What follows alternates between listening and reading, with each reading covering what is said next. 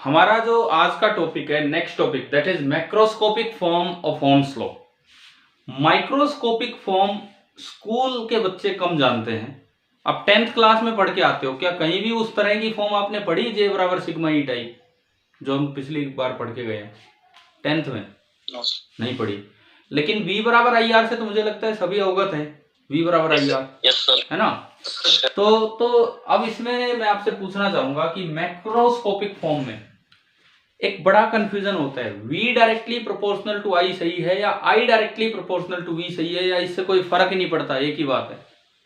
V directly proportional to I, मतलब ये यूं होता है कि ये चीज इस पे डिपेंड कर रही है या वो चीज इस पे डिपेंड कर रही है। तो बताओ, सोच समझ के बताओ। अक्षय ने बताया V directly proportional to I, और कोई फर्क नहीं पड़ता।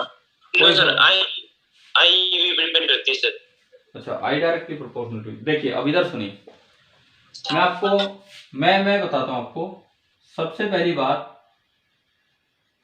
डिपेंड करता है कि आप किस चीज को V बोल रहे हैं। डिपेंड करता है कि आप किस चीज को V बोल रहे हैं। देखिए सपोज ये कोई कंडक्टर है, कोई भी एक कंडक्टर है, और आपने बाहर से कोई सोर्स अप्लाई किया। हम सभी जानते हैं ना, ये सिंबल होता है सोर्स का, बैटरी का, है ना? तो मान लीजिए यहां से जो आप वोल्टेज प्रोवाइड कर रहे हैं, दैट इज V। अगर मैं बैटरी हटा दूं तो क्या वायर में करंट आएगा? नहीं आएगा। यानी कि ये जो करंट आया होगा, इस करंट के आने का कारण ही कौन है? बैटरी। या करंट आने की वजह से यहां वोल्टेज डेवलप हुई है, या वोल्टेज लगाने की वजह से करंट आया? बताओ।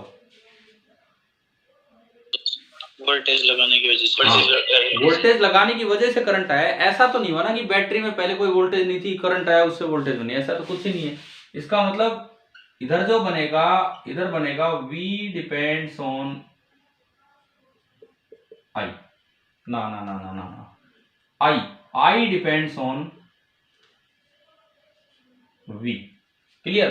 अब अगर मैं एक और सिचुएशन बनाऊं, उस पर आऊंगा। पहले मैं मैक्रोस्कोपिक फॉर्म में पहला पार्ट बना लेता हूं, क्योंकि बोर्ड इतना ही है, एक साथ दो काम हो नहीं पाएंगे। ठीक है, वो दूसरे पे फिर आते हैं। पहले हम इसकी स्टेटमेंट बनाएं कि क्या स्टेटमेंट है। देखो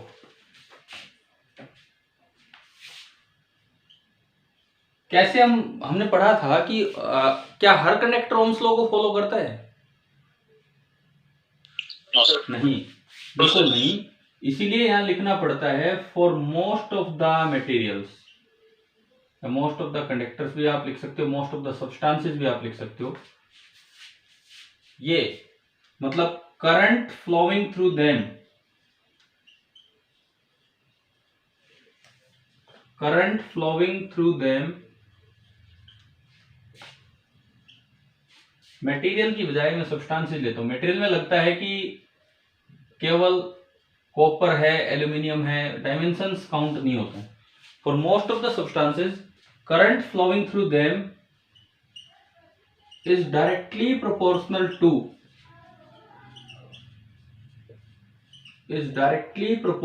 to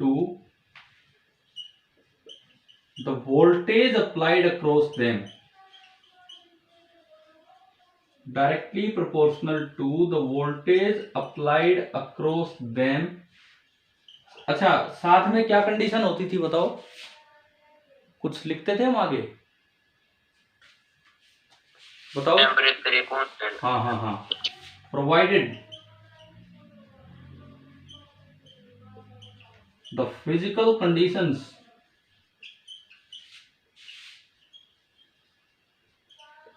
of the conductor, physical conditions of the conductor are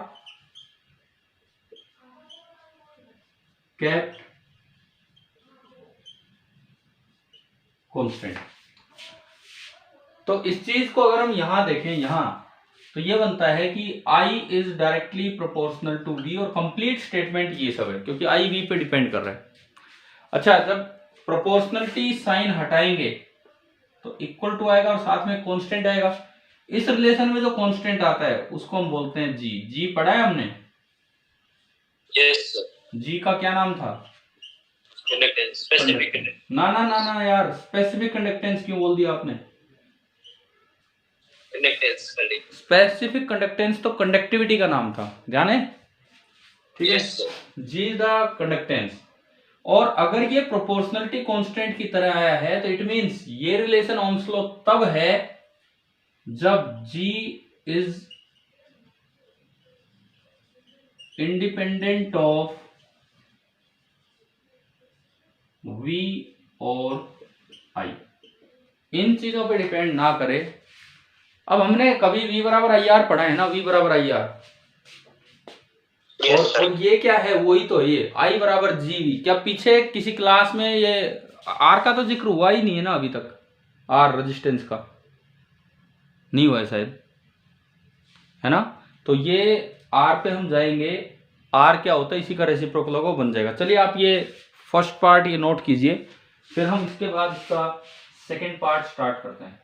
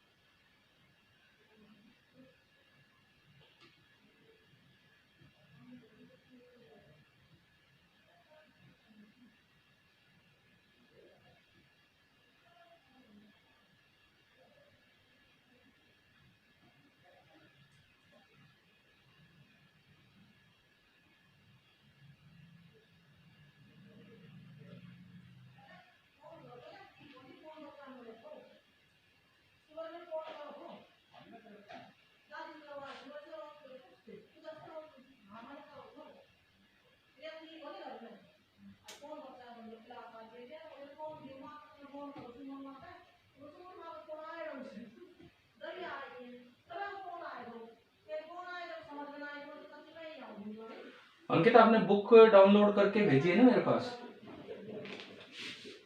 हाँ सर, यही है।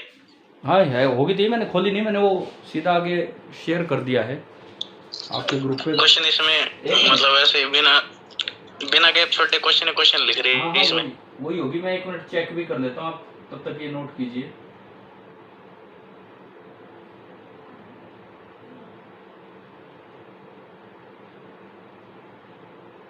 Problems in general physics bye I.E. इरोडो, ये जी बुक।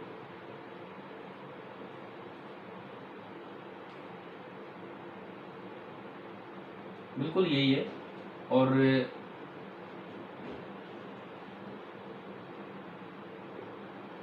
जो हमारा तीसरा पार्ट स्टार्ट होगा वो शायद इलेक्ट्रोस्टैटिक्स से होना चाहिए इसमें, जहाँ तक मुझे ध्यान है। पार्ट 3, हाँ पार्ट 3 इस बुक का इलेक्ट्रोडायनेमिक्स है।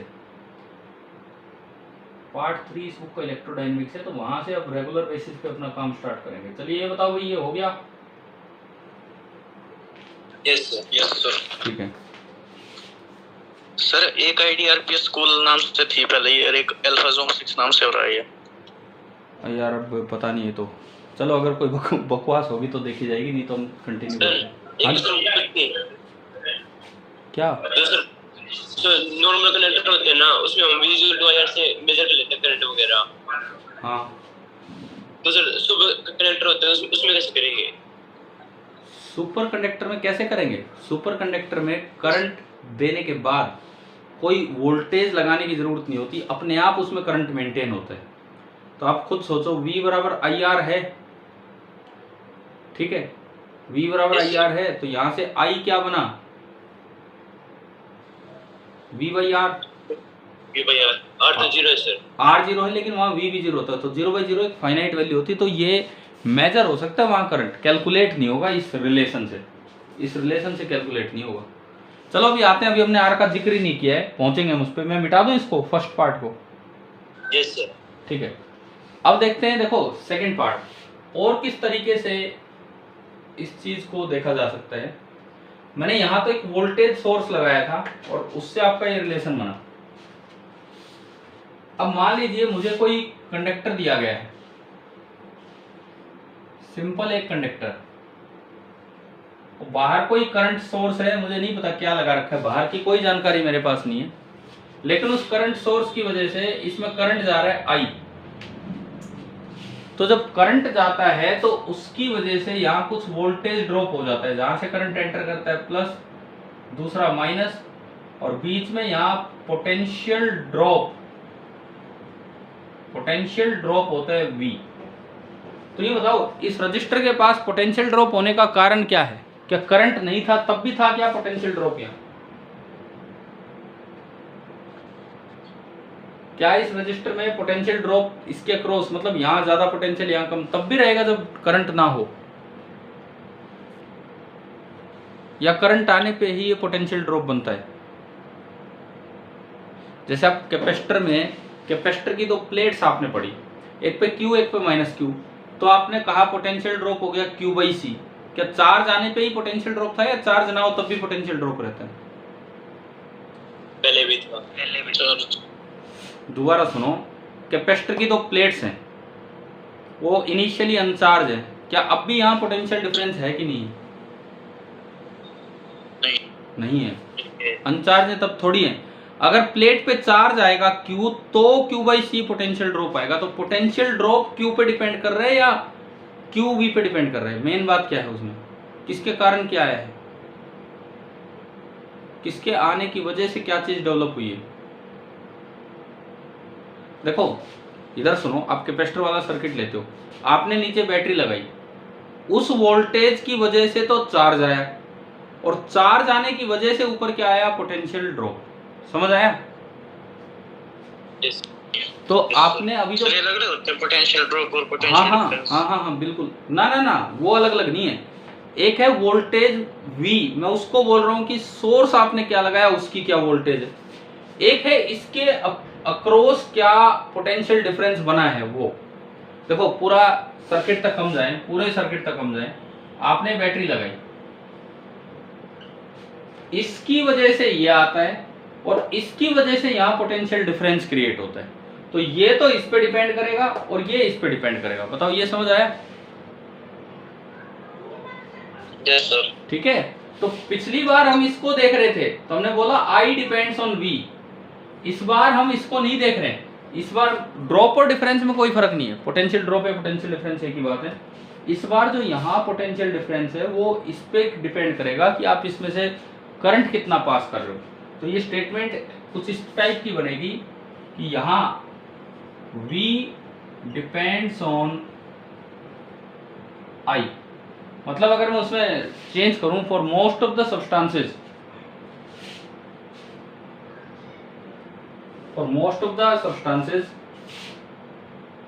पोटेंशियल डिफरेंस, मैंने ड्रॉप वर्ड ही हटा दिया, developed across them, potential difference developed across them is directly proportional to, किस पे डिपेंड कर रहा है ये, directly proportional to the current passing through them,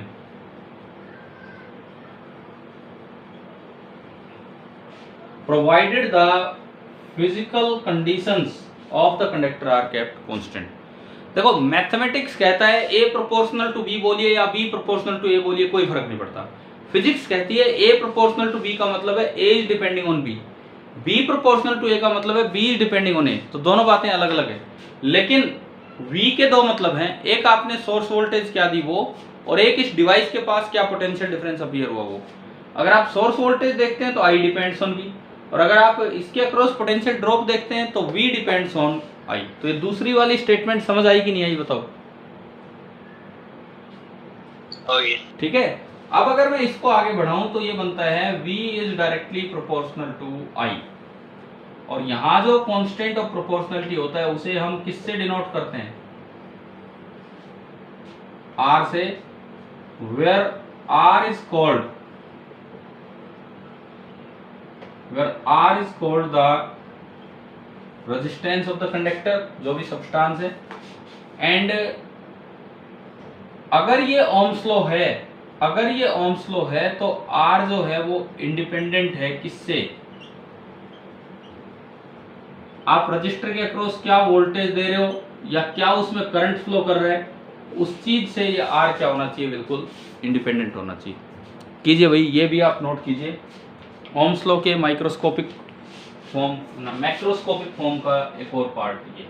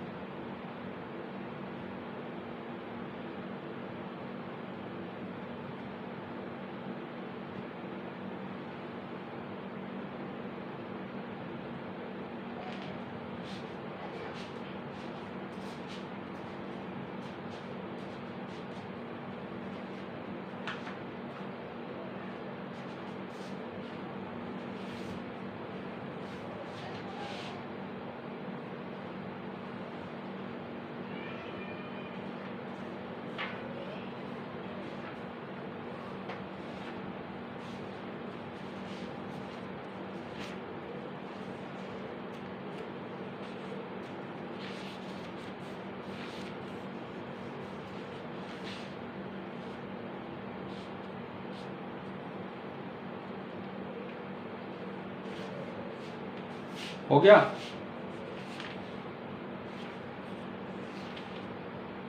yes sir. ठीक है, मैं सबसे पहले शुरुआत करने के लिए आपको एक छोटा सा होमवर्क देता हूं, ताकि हमारा इलेक्ट्रोस्टैटिक्स पार्ट वहां से स्टार्ट हो, आई.ई. इरोडो से। मैं बहुत ज़्यादा नहीं दूंगा, देखो अच्छे सवाल होंगे, हाँ हो सकता है शुरुआत के आपसे हो जाए, कुछ हमने करवा भी रखे होंगे, बीच बीच मैंने लिए भी हैं वहाँ से, लेकिन मैं बहुत थोड़े से क्वेश्चन आपको दे रहा हूँ, उसमें आप देखना उस जो मटेरियल आपको भेजा है 3.1 to 3.5, क्या पहले 5 सवाल एक बार इलेक्ट्रोस्टैटिक्स की शुरुआत करने के लिए करेंगे आज आप, पहले 5 सवाल उसमें से देख के। Yes sir. ठीक है, केवल 5, फिर धीरे धीरे हम आगे बढ़ेंगे, तो जरूर करना और बताना क्या हुआ, डाउट हो तो आप मुझे मैसेज करना। ठीक है, जरूरत पड़ेगी अगर क्लास की तो शाम को क्लास लगा दी जाएगी इसके डिस्कशन पे, पहले 5 पे। ठीक है, चलिए अभी हम आगे बढ़ते हैं। हमने दोनों फॉर्म देख ली, अब हमारे पास कई क्वांटिटीज हो गई हैं, थोड़ा उनका जिक्र करते हैं। मिटा दो ना, ये हो ही चुका होगा सभी का, बोलिए क्या बताओ। ठीक है,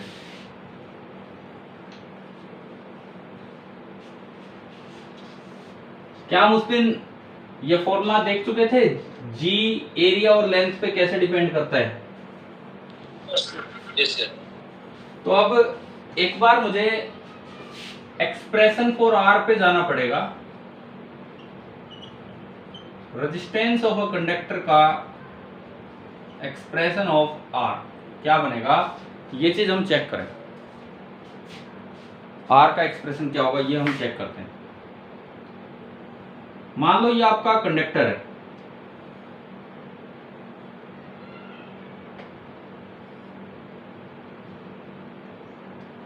सपोज ये आपको कंडक्टर दिया है, इसका जो एरिया ऑफ क्रॉस सेक्शन है that is a, and the length of the conductor is L, कोई भी मटेरियल होगा। आपने यहां से यहां जो पोटेंशियल डिफरेंस बना रखा है वो V है, और जो करंट इसमें से फ्लो हो रहा है वो कितना है, I है। अब जनरल रिलेशन हमारा होता है V equal to I R, यहां से R कितना आ रहा है, V बाई आई। दरअसल this is the definition of R। अब आपसे पूछा जाए क्या ये ओम्स लॉ है या ये R की डेफिनेशन है, तो बताओ दोनों बातें सही है या एक बात सही है, बोलो।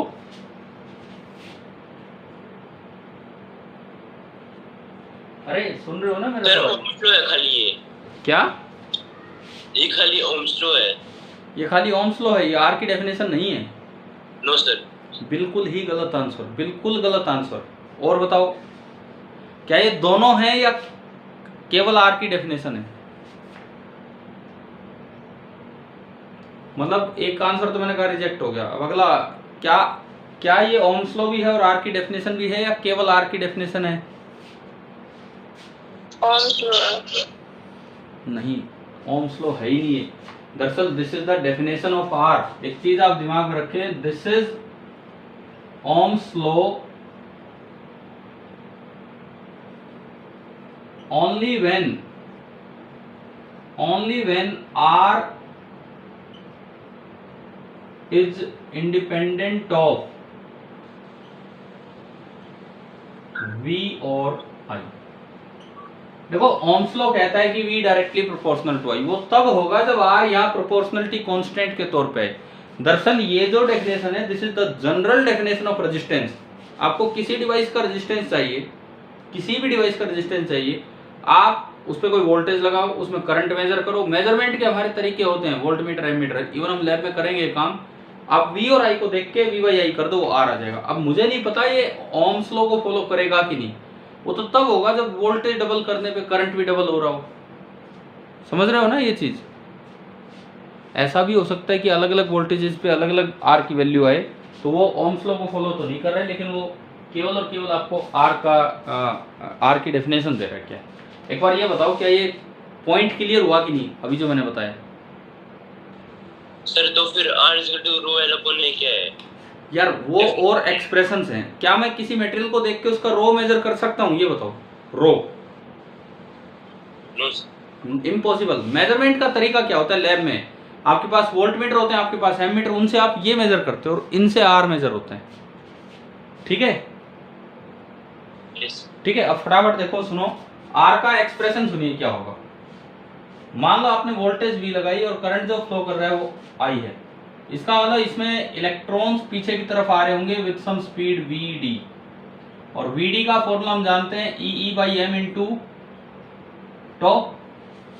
ठीक है, और जो फील्ड होगा वो आगे की तरफ होगा E, और E का फॉर्मूला होगा V बाई एल। ये बताओ ये कहां से लिखा? वेद वाला फॉर्मूला पढ़ा हमने कभी इलेक्ट्रोस्टैटिक्स में, V बराबर ED। Yes sir. तो वहां से देखा तो पोटेंशियल ड्रॉप V है, लेंथ L है, तो E कितना हो गया? V by L। E आपका हो गया V बाई L। अब देखो हम जानते हैं I होता है NeAVD। आपने VD की वैल्यू पुट कर दी, तो I आया NeA into E by M into tau. यहां से I आया Ne square tau by M into A और इंटू ई। आप E की भी वैल्यू पुट करो। E क्या है? E क्या है यहाँ? E क्या है बोल दिया? V by L. तो Ne स्क्वायर टॉ बाई ए ना बाई एम इंटू ई, और E की जगह V बाई एल।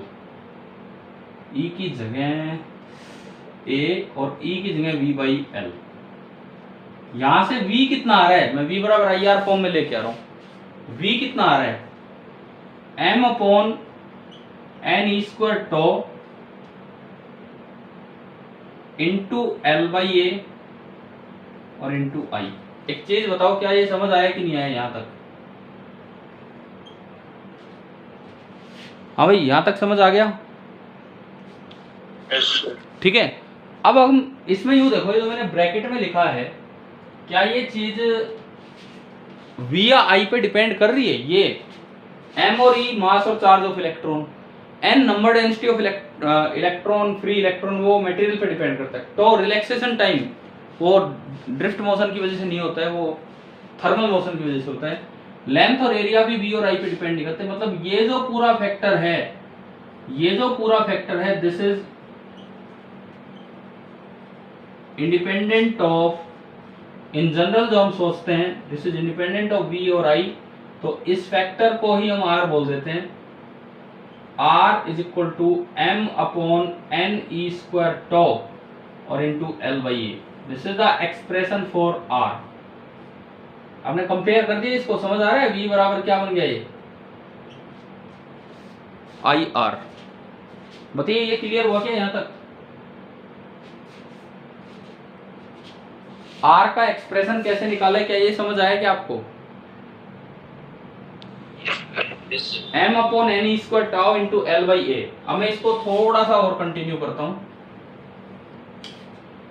ये जो r आया है, r का एक्सप्रेशन मेरे पास आ गया, रो है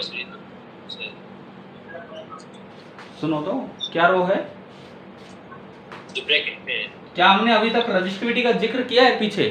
शायद नहीं किया होगा, कंडक्टिविटी का किया होगा, है ना।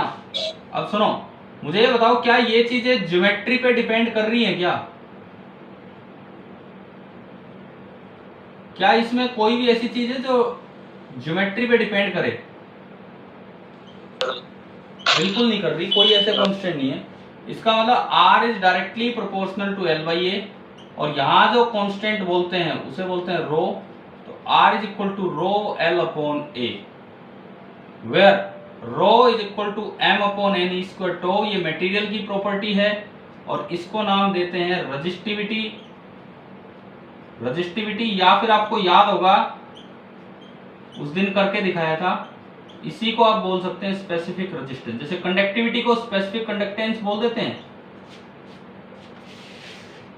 यस। तो उसी तरह से ये है रजिस्टिविटी या फिर स्पेसिफिक रेजिस्टेंस। अब एक बार बताओ मुझे कि आपको आर और सिग्मा के एक्सप्रेशन समझ आ गए हैं, आर के और रो के, है ना। ठीक है, आप ये नोट कीजिए, भी फटाफट ये नोट कीजिए।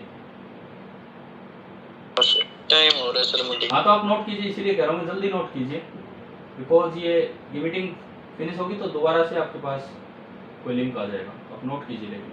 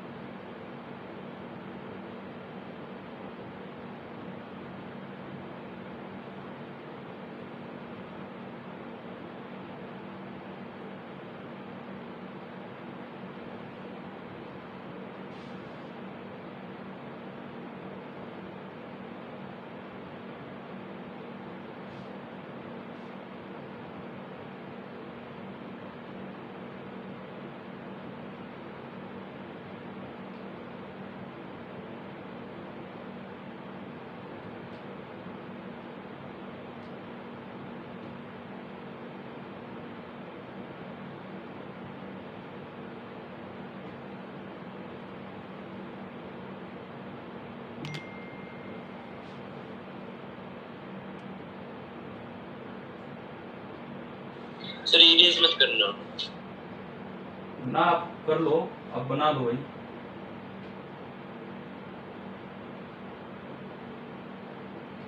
क्या कह रहे हो आप अक्षय, क्या बोल रहे हो?